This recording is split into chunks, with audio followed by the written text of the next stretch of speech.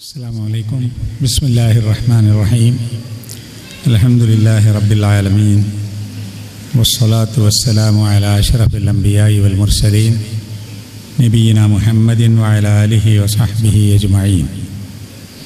ബഹുമാന്യരായ പണ്ഡിതന്മാരെ, ഇസ്ലാഹി പ്രസ്ഥാനത്തിൻ്റെ ഭാരവാഹികളെ, സ്നേഹം നിറഞ്ഞ വിദ്യാർത്ഥിനികളെ, രക്ഷിതാക്കളെ, ഇന്ന് ഒരു പകൽ മുഴുവനും നിങ്ങളിവിടെ നേരിൻ്റെ പക്ഷത്ത് നിൽക്കാൻ വേണ്ടി അറിവുകൾ നേടുകയായിരുന്നു. നമ്മുടെ മക്കൾ സംഘടിപ്പിക്കുന്ന ഈ പരിപാടിയിൽ നല്ല കാര്യങ്ങൾ കേൾക്കുവാനും അറിയുവാനും രക്ഷിതാക്കളും എത്തിച്ചേർന്നു എന്നത് സന്തോഷകരമായ ഒരു കാര്യമാണ്. ഖുർആനിൽ രക്ഷിതാക്കളുടെ പ്രാർത്ഥനയും മക്കളുടെ പ്രാർത്ഥനയുമുണ്ട്. രക്ഷിതാക്കളായ നമ്മൾ പ്രാർത്ഥിക്കേണ്ട ഒരു പ്രാർത്ഥന, റബ്ബന ഹബ്ലനാ മിൻ അസ്വാജിനാ വദുർരിയാതിനാ ഖുർറത അയുൻ വജഅൽനാ ലിൽ മുത്തഖീന ഇമാമ. ഇതിൻ്റെ അർത്ഥം, ഞങ്ങളുടെ നാഥ, ഞങ്ങൾക്ക് ഞങ്ങളുടെ ഇണകളിൽ നിന്നും മക്കളിൽ നിന്നും കൺകുളിർമയുള്ള ജീവിതം നൽകണമേ, ഞങ്ങളെ നല്ല ആളുകൾക്ക്, തഖ്വയുള്ള ആളുകൾക്ക് നേതൃത്വം നൽകാൻ യോഗ്യരാക്കണമേ എന്ന്. ഇത് ഒരു മാതാവിൻ്റെ, ഒരു പിതാവിൻ്റെ, ഒരു രക്ഷിതാവിൻ്റെ പ്രാർത്ഥനയാണ്. ഇണകളിൽ നിന്ന്, ഭാര്യയിൽ നിന്ന്, ഭർത്താവിൽ നിന്ന്, മക്കളിൽ നിന്ന് സന്തോഷം ലഭിക്കണമേ. അതാണ് ഖുർറത അയുൻ, കൺകുളിർമ.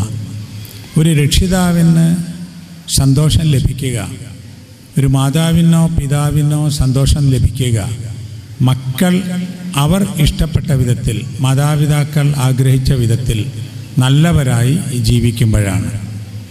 ഒരു മനുഷ്യൻ്റെ ജീവിതത്തിൻ്റെ എപ്പോഴുമുള്ള ഒരു ചിന്ത മക്കളുടെ കാര്യമായിരിക്കും. അങ്ങനെ ആയിരിക്കുമെന്ന് മക്കൾക്ക് മനസ്സിലാവുക ആ മക്കൾ മാതാവോ പിതാവോ ആയിത്തീരുമ്പോഴാണ്.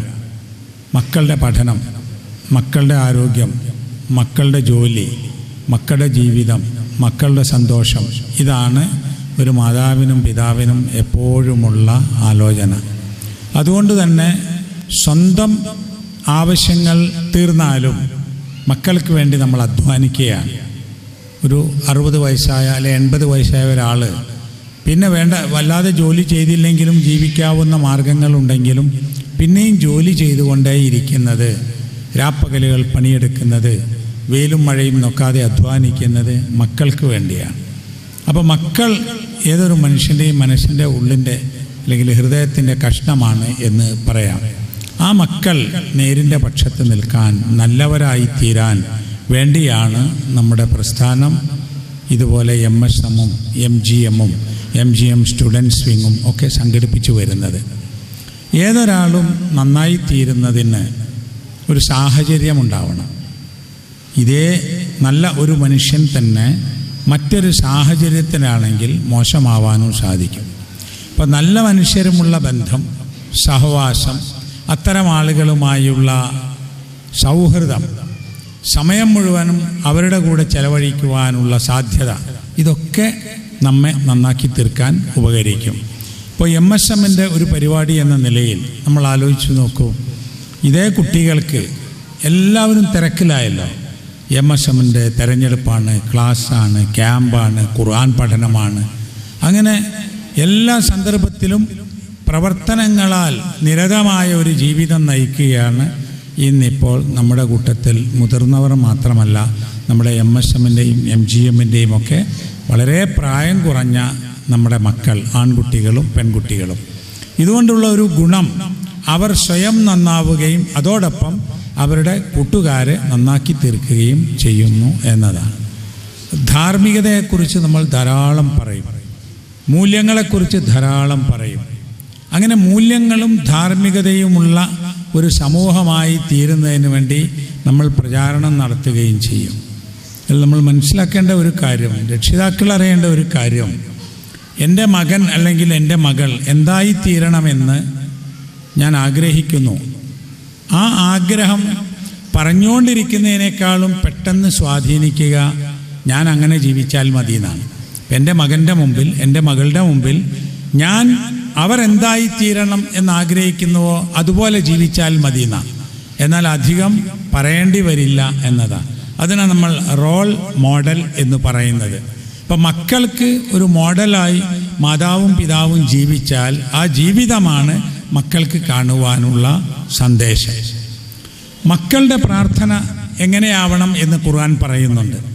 മാതാപിതാക്കൾക്ക് പ്രായമാകുമ്പോൾ അവർക്ക് വെറുപ്പുള്ള വാക്ക് പറയരുത്, അവരെ വെറുക്കരുത്. എന്നിട്ട് പിന്നെ പറയുന്നത് നല്ല വാക്ക് പറയണം. അവസാനം വഖുർ റബ്ബിർഹംഹുമാ കമാ റബ്ബയാനി സഗീറ.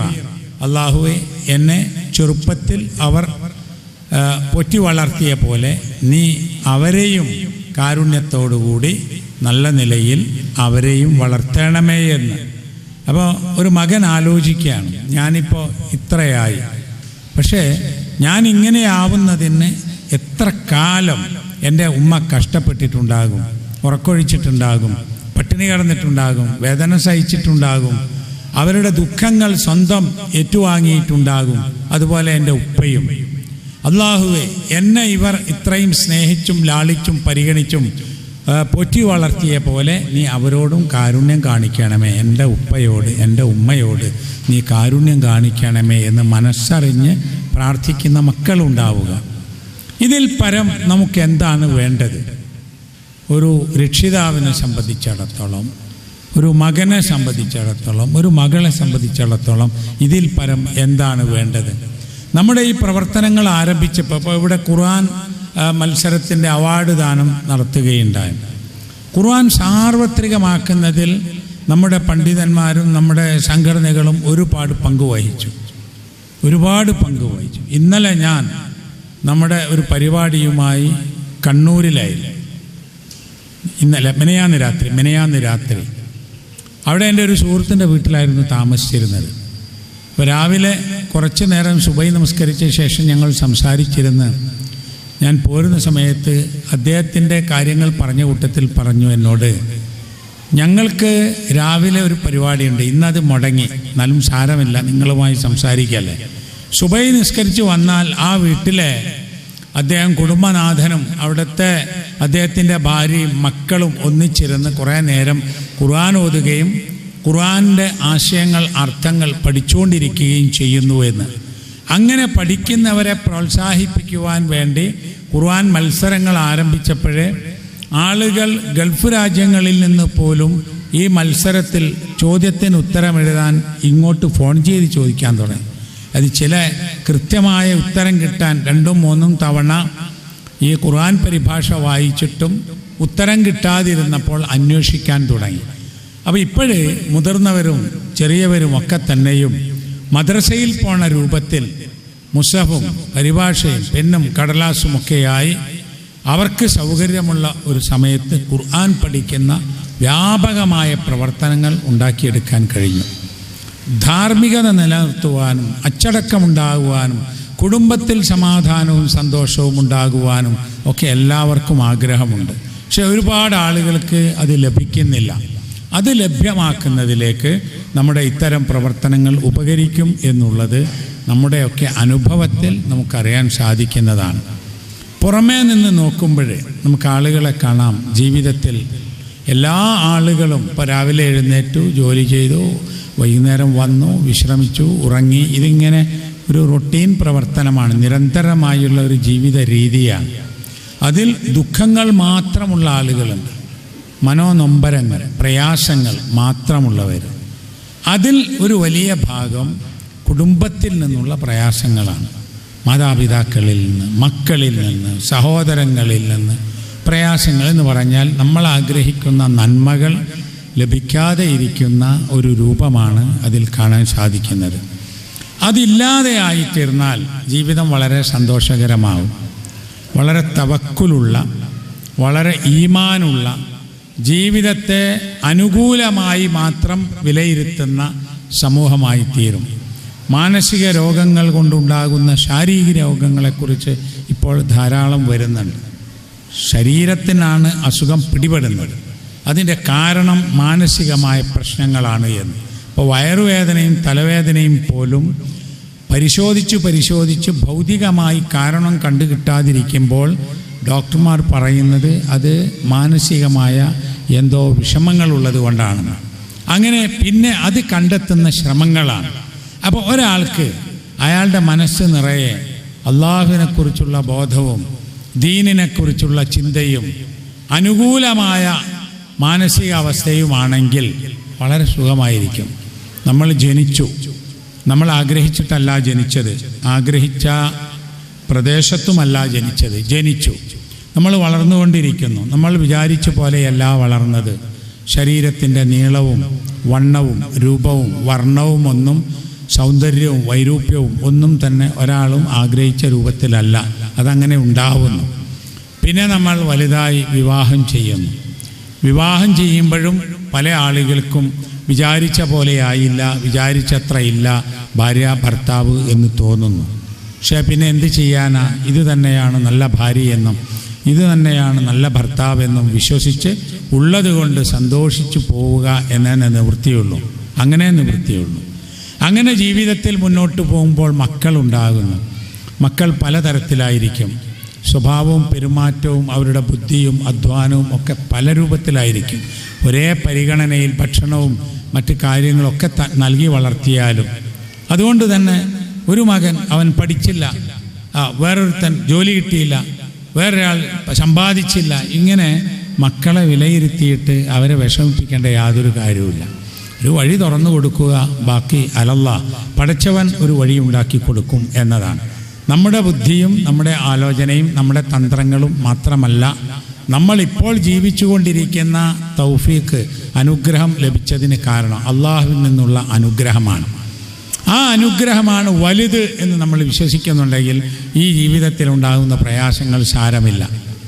ആരോടും ഒരു വിദ്വേഷവും വെച്ച് പുലർത്തണ്ട, ആരെക്കുറിച്ചും അസൂയ പ്രകടിപ്പിക്കേണ്ട, ഒരാളുടെ അഭാവത്തിൽ അയാളെക്കുറിച്ച് ഗീബത്ത് നമീമത്തുകൾ പറഞ്ഞു നടക്കേണ്ട. എന്നെ ആളുകൾ പരിഗണിക്കണം എന്ന് നമ്മൾ ആരും വിചാരിക്കുകയും വേണ്ട. എനിക്കാരും ഒന്നും ചെയ്തു തരണം എന്നും നമ്മൾ ആഗ്രഹിക്കേണ്ട. ഞാൻ എന്നെക്കൊണ്ട് എന്തെങ്കിലും ആർക്കെങ്കിലും ചെയ്തു കൊടുക്കാൻ പറ്റുമോ? ഞാൻ എന്താണ് ഇതിന് ചെയ്യേണ്ടത്? ഒരാൾ എന്നോട് ദേഷ്യം പിടിച്ചു, അത് വിട്ടേക്കുക, എനിക്ക് അയാൾക്ക് എന്ത് സഹായം ചെയ്യാൻ കഴിയും? ഇയാൾ എന്നെ പരിഗണിച്ചില്ല, അത് വിട്ടേക്കുക, എനിക്ക് അയാൾക്ക് എന്ത് ചെയ്യാൻ കഴിയും? അങ്ങനെ എല്ലാറ്റിലും നമ്മളൊരു അനുകൂലമായ ഒരു രീതി സ്വീകരിച്ചാൽ ആരും ആരോടും തെറ്റണ്ട, ആരും ആരോടും വിദ്വേഷം വെച്ച് പുലർത്തണ്ട, ഒരാൾക്കും മാനസികമായി സംഘർഷങ്ങൾ ഉണ്ടാക്കേണ്ട. എനിക്ക് ചെയ്യാൻ കഴിയുന്നത്, എനിക്ക് സമർപ്പിക്കാൻ കഴിയുന്നത് ഞാൻ ചെയ്യും, ഞാൻ ആ നിലക്ക് സേവനം ചെയ്യും എന്ന നിലക്ക് നമ്മുടെ മനസ്സിനെ മാറ്റിയെടുത്താൽ മനസ്സാണ് വലുത്. ഈ മനസ്സുകൊണ്ട് നമുക്ക് ശക്തി കിട്ടും. എന്താപത്തുകൾ വന്നാലും ഇന്നാ ലില്ലാഹി വ ഇന്നാ ഇലൈഹി റാജിഊൻ ഒക്കെ അള്ളാഹു നിശ്ചയിച്ച പ്രകാരം ആണ് എന്ന ആ ഒരു സമാധാനം നമുക്കുണ്ടാകും. എന്തെങ്കിലും നേട്ടങ്ങളും നിയമത്തുകളും ഉണ്ടായാൽ അൽഹംദുലില്ലാഹ് അള്ളാഹുവിന് സ്തുതി പറയാനും നമുക്ക് സാധിക്കും. അത് രണ്ടും നമുക്ക് ഉപകാരപ്പെടുകയും ചെയ്യും. നമ്മുടെ മക്കൾ നല്ലവരായിത്തീരുന്നതിന് വേണ്ടി ഏർപ്പെടുത്തുന്ന ഇത്തരം സമ്മേളനങ്ങൾ വിജയിപ്പിക്കുവാനുള്ള നമ്മുടെ ശ്രമം പുണ്യകർമ്മമാണ് എന്നതിൽ സംശയമില്ല. നിങ്ങൾ കുട്ടികളും ആലോചിക്കണം. നിങ്ങളുടെ പോലെയുള്ള പ്രായത്തിലുള്ള ആൺകുട്ടികളാണ് പെൺകുട്ടികളാണെങ്കിലും ഒരുപാട് തിന്മയിലേക്കും നാശത്തിലേക്കും അവസാനം ജീവിതം തന്നെ തകർന്നു പോകുന്ന അവസ്ഥയിലേക്കും എത്തുന്നുണ്ട്. അത് നിങ്ങൾ കരുതിയിരിക്കണം. മദ്യപാനമുണ്ട്, മയക്കുമരുന്നുകളുണ്ട്, ലൈംഗികമായ വൈകൃതങ്ങളുണ്ട്, അനാവശ്യമായ ബന്ധങ്ങളുണ്ട്. അതിനൊക്കെ സഹായിക്കുന്ന ഒരുപാട് സാഹചര്യങ്ങളുമുണ്ട്. ഒരു പെൺകുട്ടി കരുതണം, ഞാൻ ഒരു പെണ്ണാണ്, ഞാൻ എന്നെ സംരക്ഷിക്കേണ്ടത് ഞാനാണ്. ഒരാൺകുട്ടി കരുതണം, ഞാനൊരു ആൺകുട്ടിയാണ്, പുരുഷനാണ്, എന്നെ സംരക്ഷിക്കേണ്ടത് ഞാനാണ്. അങ്ങനെ നമുക്ക് നമ്മുടെ ധാർമ്മികതയെ, നമ്മുടെ മൂല്യങ്ങളെ സൂക്ഷിക്കണമെന്ന ഒരു ബോധം ഉള്ളിലുണ്ടെങ്കിൽ ആരും വെറുതെ നശിച്ചു പോകുന്ന ഒരവസ്ഥയിൽ എത്തുകയില്ല. ഇതിന് എല്ലാവിധ ഭാവുകങ്ങളും നേരുന്നു.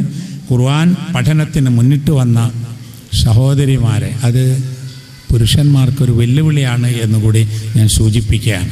ഇവിടെ അവാർഡ് കൊടുത്തതിൽ, ഖുർആൻ പഠിച്ചതിൽ, അതിന് സമ്മാനം നേടിയതിൽ സ്ത്രീകളാണ് ഏറ്റവും ഉയർന്നു വന്നിട്ടുള്ളത്. അത് ഒരു വെല്ലുവിളിയായി സ്വീകരിച്ച് പുരുഷന്മാരും ഈ രംഗത്ത് സജീവമാകണം എന്നുകൂടി സൂചിപ്പിക്കുന്നു. അള്ളാഹു നമ്മെ എല്ലാവരെയും അനുഗ്രഹിക്കുമാറാകട്ടെ എന്ന് പ്രാർത്ഥിക്കുന്നു. റബ്ബന ആതിനാ ഫിദ്ദുനിയാ ഹസന വഫിൽ ആഖിറതി ഹസനതൻ വഖിനാ അദാബന്നാർ. വസല്ലല്ലാഹു അലാ നബിയിനാ മുഹമ്മദ് വഅലാ ആലിഹി വസഹ്ബിഹി വസല്ലം. അസ്സലാമു അലൈക്കും.